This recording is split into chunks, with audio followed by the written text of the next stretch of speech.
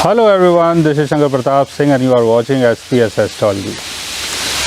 Guys, जैसे मैंने आपको बताया था कि मैं एमपी आया हुआ हूँ और ये अभी जो एक यहाँ पर झील है, कोई डैम है, उसके सामने यहाँ पर एक मंदिर है, हनुमान जी का मंदिर है और उसके बगल में ये कुछ बना हुआ है और यहाँ पर वाटरफॉल भी है। तो काफ़ी खूबसूरत जगह है और ये जगह आपकी शिवपुरी में पड़ती है और उसके बगल में एक कोई 5 स्टार होटल है। तो आज का जो हमारा टॉपिक है वो है रेंटल बिजनेस को लेके, कि अगर आप रेंटल बिजनेस स्टार्ट करना चाहते हैं, आपके पास कोई लैंड है, ज़मीन है, प्रॉपर्टी है, बनाना चाहते हैं, रहना चाहते हैं और वहाँ से आप चाहते हैं कि थोड़ी बहुत अर्निंग हमारी स्टार्ट हो जाए, तो ऐसा कौन सा योग हमारे बर्थ चार्ट में बनता है जिसके कारण रेंटल बिजनेस के थ्रू हम लोग अर्न करते हैं। और ये विचार हमें जिन्होंने भेजे हैं उनका नाम अभी मुझे नहीं पता है, बिकॉज़ अभी कुछ मेरे पास है नहीं, कोई डिटेल नहीं है, सो सॉरी उसके लिए। बट दिल से बहुत बहुत धन्यवाद कि आपने अपने विचार रखे। तो इस तरह से आगे भी अब आप अपने विचार अगर देंगे तो हमें बहुत ज़्यादा खुशी होगी। तो मैं आपको बताना चाहता हूँ कि रेंटल बिजनेस के थ्रू आप कैसे इनकम कर सकते हैं, कौन सा योग आपके बर्थ चार्ट में बनता है। इसके लिए आपको लगन चार्ट, मून चार्ट, चले चार्ट, तीनों चार्ट में इस योग को समझना है। पहले आपको ये देखना है कि फोर्थ हाउस यानी हमारा घर, यानी प्रॉपर्टी।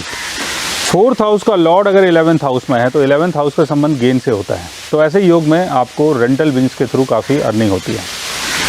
10th हाउस या 11th हाउस का लॉर्ड अगर 4th हाउस में होता है या 4th हाउस के लॉर्ड के साथ होता है तब भी आपके चार्ट में ऐसा योग बन जाता है।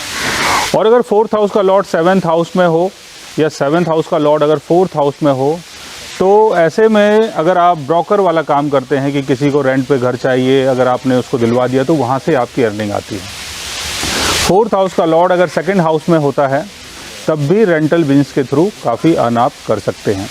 2nd हाउस का लॉर्ड अगर 4th हाउस में होता है और 11th हाउस का लॉर्ड भी अगर 4th हाउस में होता है और 4th हाउस के लॉर्ड की प्लेसमेंट अगर बहुत अच्छी होती है तो रेंटल बिजनेस के थ्रू आपको काफ़ी अर्निंग मिल सकती है।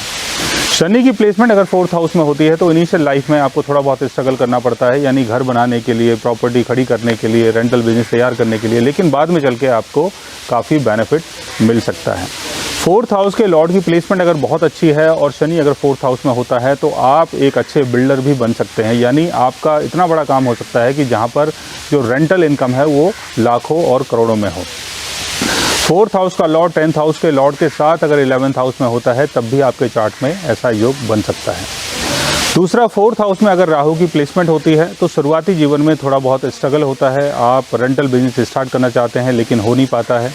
लेकिन 4th हाउस का लॉर्ड अगर उसको सपोर्ट कर देता है, 4th हाउस का लॉर्ड अगर केंद्र भाव में प्लेस्ड है, अपने एक्सल्टेशन में है, फ्रेंडली साइन में है, लाभ भाव में है, तो 42 की एज के बाद आपको रेंटल बिजनेस से काफ़ी अर्निंग हो सकती है।